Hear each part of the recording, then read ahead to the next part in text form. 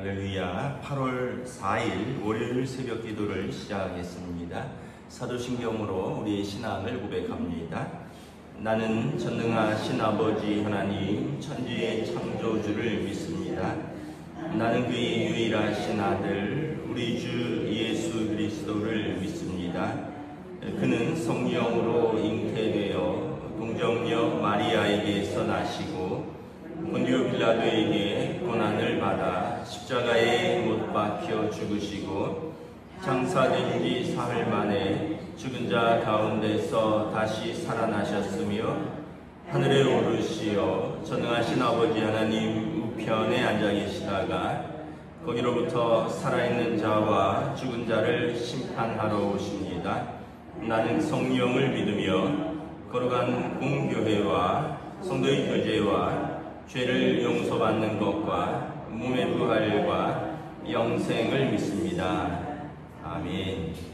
찬송가 545장 찬양하시겠습니다. 찬송가 545장입니다. 이 은혜 아무 증거 아니 되어도 믿음만을 가지고 손을 걸으며 이 귀에 아무 소리 아니 들려도 하나님의 약속 위에 서리라. 걸어가세 믿음 위에 서서 나가세 나가세 의심 버리고 걸어가세 믿음 위에 서서 눈과 귀에 아무 증거 없어도 이 눈이 보기에는 어떠하든지 이미 얻은 증거대로 늘 믿으며 이 맘에 의심 없이 살아갈 때에 우리 소원 주 안에서 이루리. 걸어가세 믿음 위에 서서 나가세 나가세 의심 버리고 걸어가세 믿음 위에 서서 눈과 귀에 아무 증거 없어도 주님의 거룩함을 두고 맹세한 주 하나님 아버지는 참 미쁘다. 그 귀한 모든 약속 믿는 자에게 능치 못할 무슨 일이 있을까. 걸어가세 믿음 위에 서서 나가세 나가세 의심 버리고 걸어가세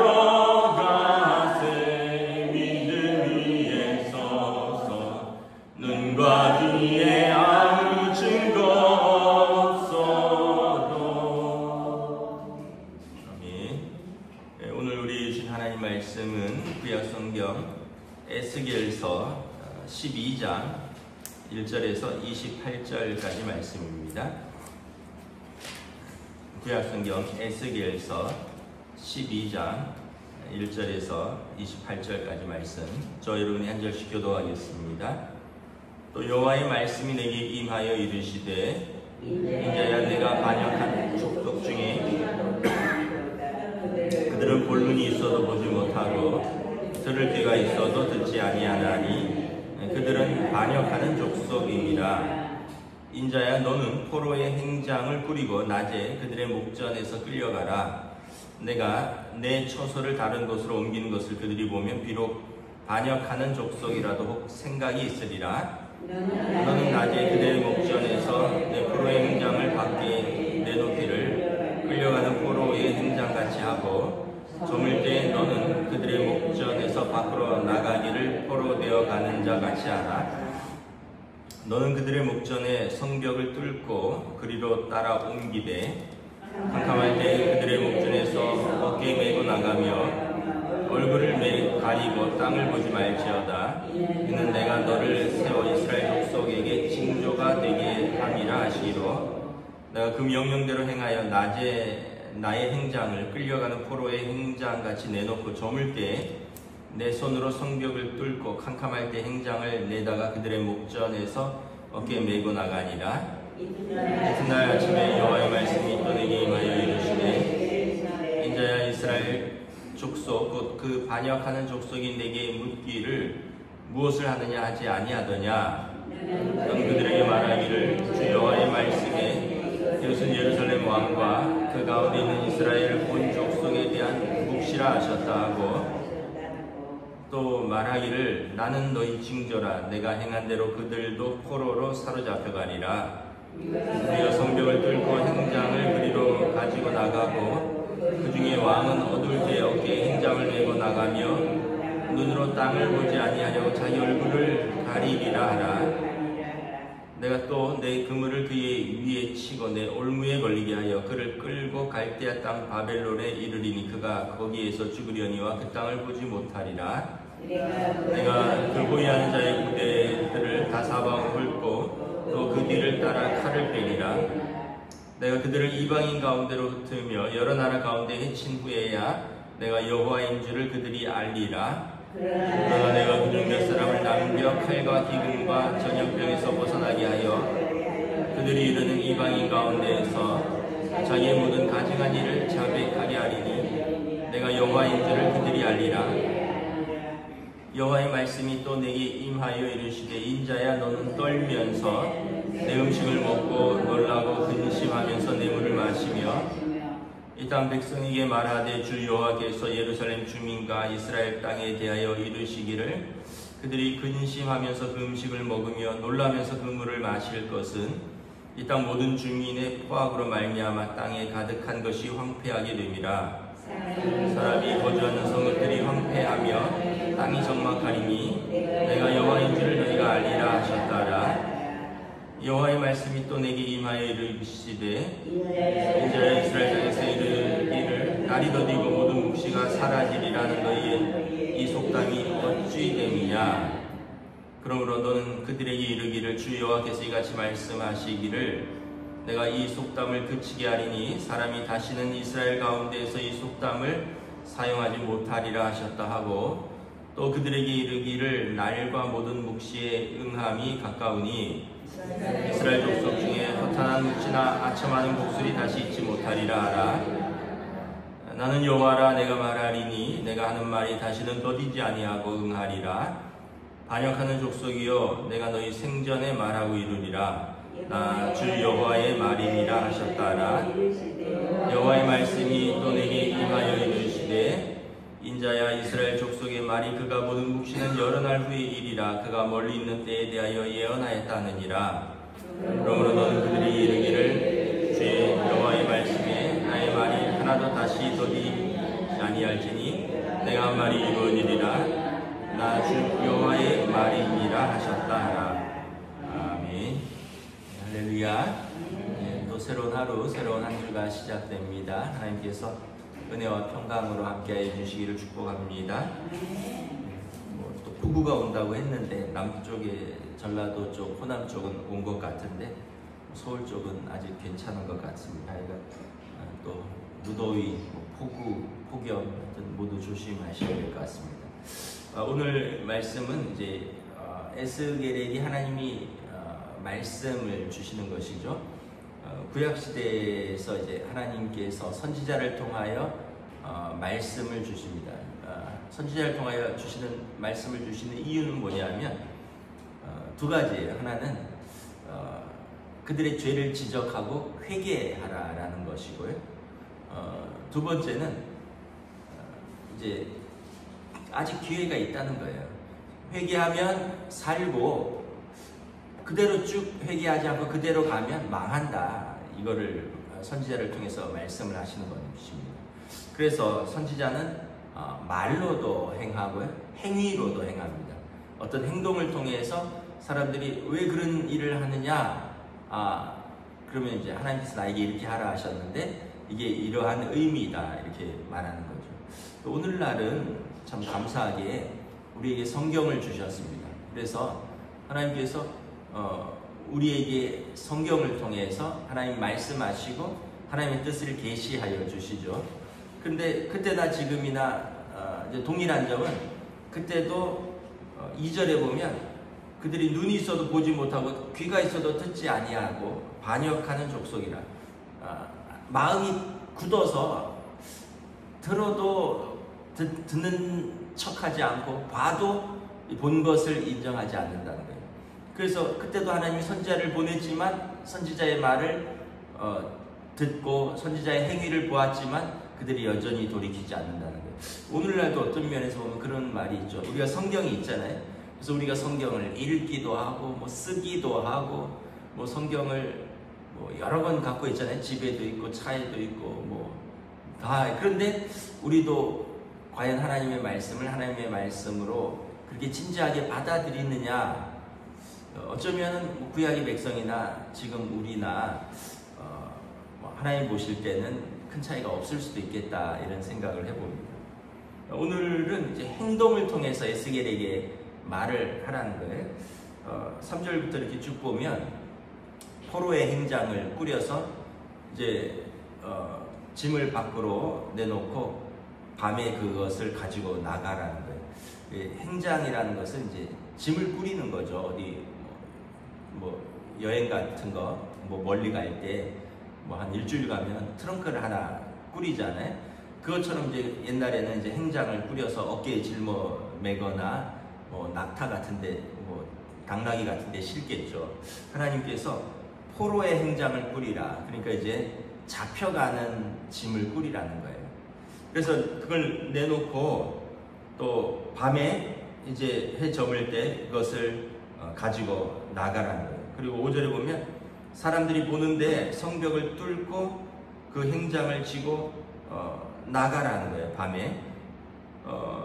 그리고 나갈 때 6절에 보면 캄캄할 때 이제 행장을 어깨에 메고 나가는데 얼굴을 가리고 땅을 보지 말지어다. 이게 내가 이스라엘 족속에게 징조가 되게 하려 함이라. 그리고 이제 실제로 이제 에스겔이 행장을 꾸려서 성 밖에다가 낮에 내놓고요. 저녁이 되면 하나님 말씀대로 성벽을 뚫고 밤에 이제 그 성벽을 뚫어진 성벽을 통해서 나가는데 땅을 보지 않고 나갑니다. 그 사람들이 묻죠. 9절에 보면 그 반역하는 족속이 내게 묻기를 무엇을 하느냐? 왜 그런 일을 하느냐라는 거예요. 그랬더니 10절 이하에 보면 이것은 예루살렘 왕과 그 가운데 있는 이스라엘 온 족속에 대한 묵시라. 너희가 성이 안전하다고 생각하는데 하나님의 심판이 임하면 이 성이 이렇게 구멍이 뚫릴 것이고 많은 사람들이 포로로 바벨론으로 잡혀갈 것이다. 그리고 이 이스라엘의 유다의 마지막 왕 시드기야는 내가 그 밤에 나가면서 땅을 보지 않고 나간 것처럼 그는 두 눈을 뽑히고 다시는 땅을 보지 못하고 바벨론으로 포로로 끌려갈 것이다. 그리고 그는 거기서 죽을 것이다. 충격적이죠. 아직 나라는 망하지 않았고 시드기야 왕 11년에 망하거든요. 지금 시드기야 왕 한 6, 7년쯤 됩니다. 그러니까 아직도 나라가 망하기 한 4, 5년 전인데 그 사람들의 마음에는 그런 게 있었다는 거예요. 이 성은 하나님이 세우신 성 아니냐? 우리는 하나님이 택하신 백성 아니냐? 그래서 좀 고난이 있지만 우리는 망하지 않을 것이다. 우리는 왕은 건재할 것이고 이 성전이 있는 한 우리는 망하지 않을 것이다. 그리고 포로로 잡혀간 그 일부 백성들이 있지만 그들은 우리랑 그들은 다르다는 거예요. 우리는 가마 속에 있는 고기처럼 귀하고 특별한 존재고 그들은 하나님이 버리신 사람들 같이. 그런데 그렇지 않다라는 거예요. 이제 너희도 곧 그날이 다가올 것이다. 그래서 실제로 여러분 이제 바벨론이 3차 침공했을 때 아주 비참하죠.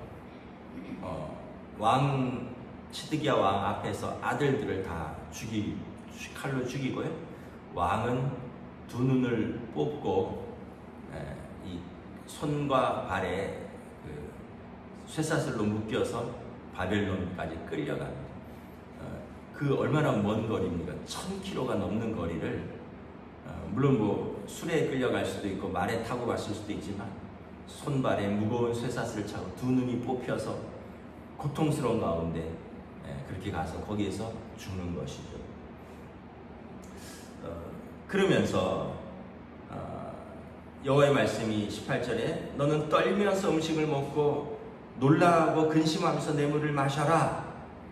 또 선지자에게 두 번째 주는 의미인 거예요. 빵을 먹는데 막 놀라면서 먹으라는 거예요.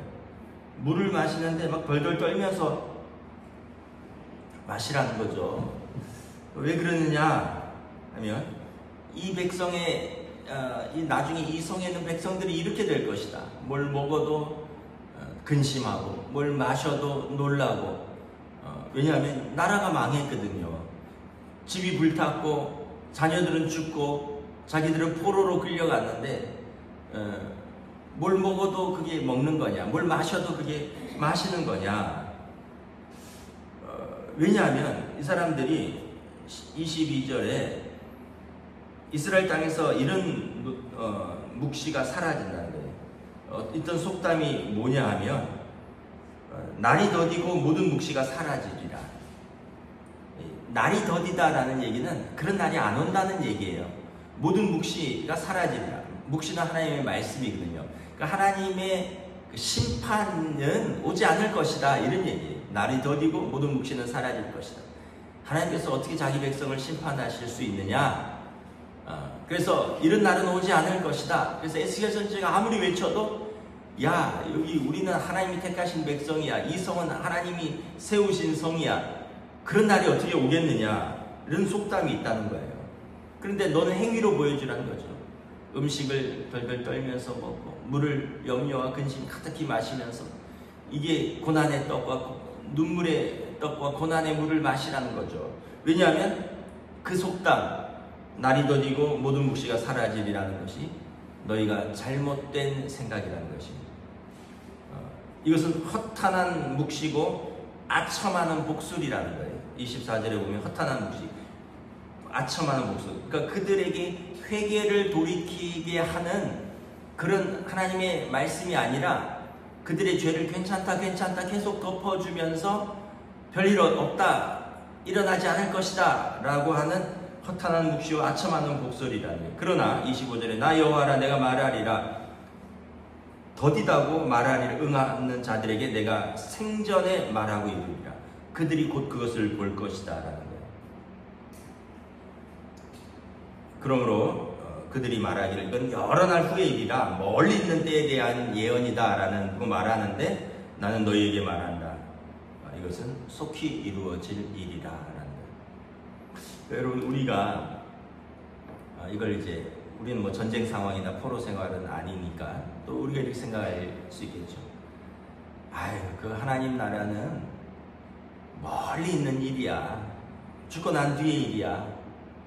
10년, 20년, 뭐 30년, 이제 저 같은 경우는 이제 농담으로 제가 아이들에게 우리 큰아들 아빠가 환갑해주고 환갑 때 아빠가 우리 큰아들 환갑 때 아빠가 예배 드려줘야지 이런 말을. 그 얘기는 제가 90까지는 꼭 살겠다는 의지거든요. 그랬더니 저희 집사람이 많이 줄었네 되더라고요. 왜냐하면 옛날에 저는 100살까지 살겠다 그랬는데 현실적으로 좀 어려울 수도 있겠다 이런 생각이 있어갖고 농담으로. 근데 여러분, 저한테는 아직 긴 날이에요. 90은 아직 2, 3년 남았습니다. 근데 우리 권사님들한테는 그렇게 긴 날이 아니죠. 10년도 안 남았고 어떤 분은 2, 3년 남았을 수도 있고. 그런데 이게 개인적으로 긴 날이고 누구에게는 먼 날이 아니라는 거예요. 하나님께서 우리를 개인적으로 언제 부르실지 어떻게 알아요? 그래서 내가 직장 다니는 동안에는 내가 좀 내 마음대로 살고 하다 은퇴하면 좀 신실하게 신앙생활을 할 것이다. 마치 학생들이 지금은 내가 공부하고 학원 다니는데 집중하고 나중에 대학 들어가면 내가 좀 제대로 신앙생활하고 봉사하리라. 근데 그때가 돼도 지금 안 하는 사람은 그때 돼도 안 해요.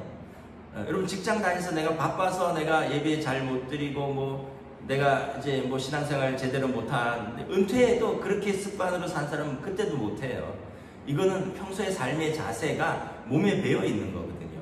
그러니까 내가 하나님 앞에 설 때쯤 돼서 믿음으로 살겠다. 근데 평소 지금 그렇게 살지 않으면 그때 가서도 그렇게 못 살고요. 그리고 그날이 언제 올지 어떻게 알아요?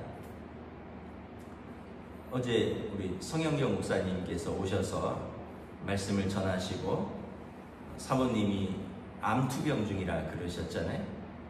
한 달 전에 저랑 같이 식사했거든요. 근데 어제 목사님한테 예배 마치고 목사님 저랑 같이 식사합시다 이랬더니 가야 된대요. 왜요? 이랬더니 사모님이 혼자 화장실 가다 넘어졌다는 거예요. 그러니까 이 항암하면서 부작용으로 너무 어지러워서 혼자서 그 소파에서 화장실, 뭐 소파에서 침실 가는데 넘어질 수 있다는 거예요. 저는 무슨 말인지 알거든요. 저희 어머니 마지막 투병할 때. 그래서 집에서 워커라고 그거 사드렸고 나중에 그거 잡고 일어설 힘이 없어서 또 다른 걸 하고 뭐 이랬던 하나 지팡이에서 2개 워커가 되고 4발짜리 2개 잡고 있다가 4발짜리 되고 나중에 그게 안 돼서 이제 호스피스 병동에 가신 거거든요. 근데 제가 그 말을 듣는데 참 마음이 좀 그렇더라고요. 이제 목사님이 사모님이 혼자 둘 수가 없다. 가다 넘어진다. 그래서 내가 지금 나도 박 목사님하고 밥 먹고 가고 싶은데 지금 얼른 가봐야 된다 해서 그냥 혼자 가시더라고요.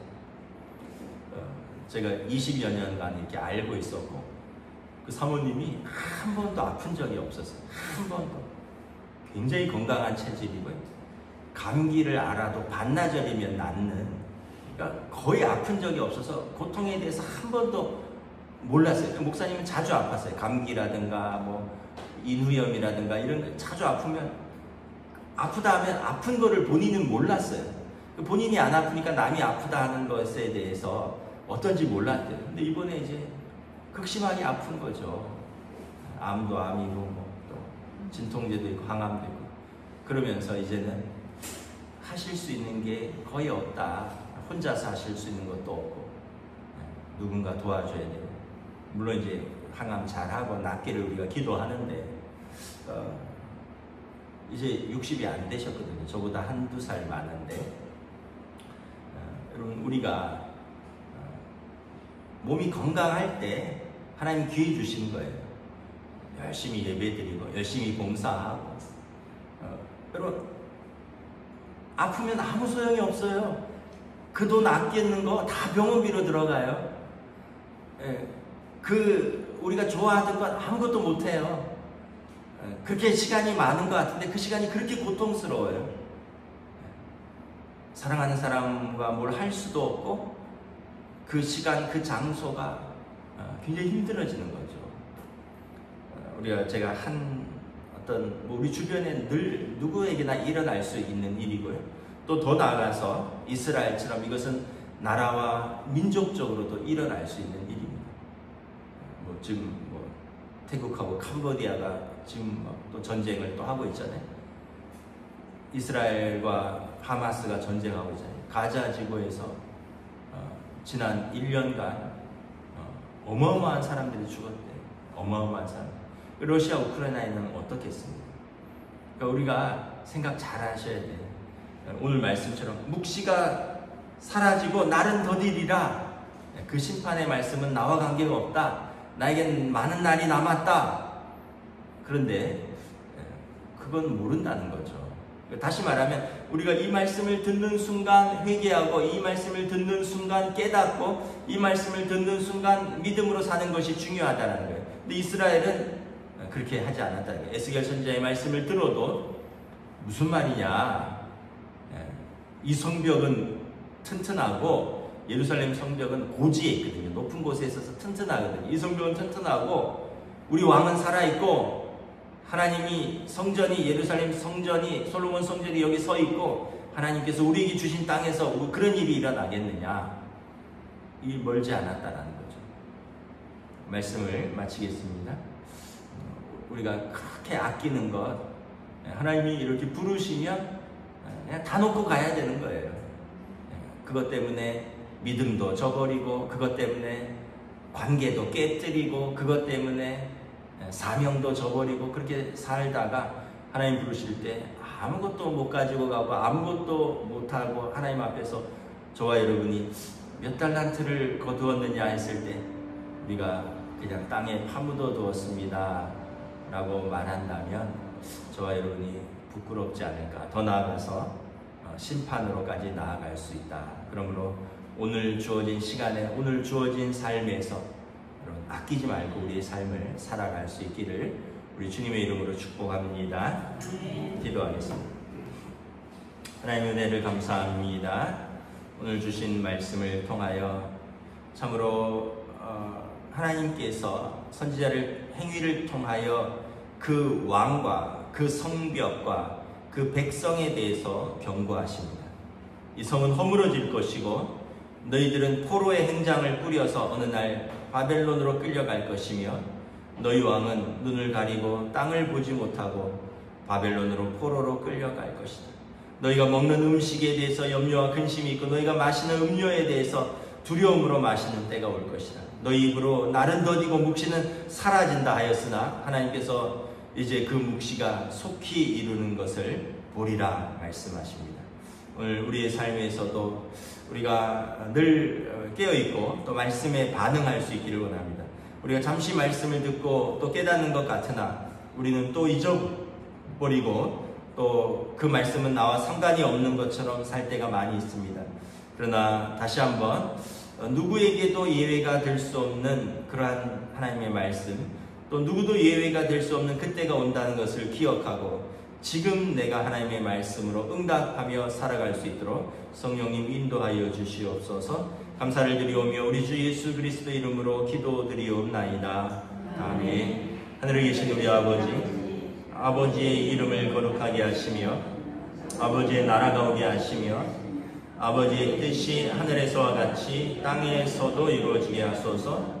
오늘 우리에게 일용할 양식을 주시고 우리가 우리에게 잘못한 사람을 용서하여 준 것 같이 우리 죄를 용서하여 주시고 우리를 시험에 빠지지 않게 하시고 악에서 구하소서. 나라와 권능과 영광이 영원히 아버지의 것입니다. 아멘.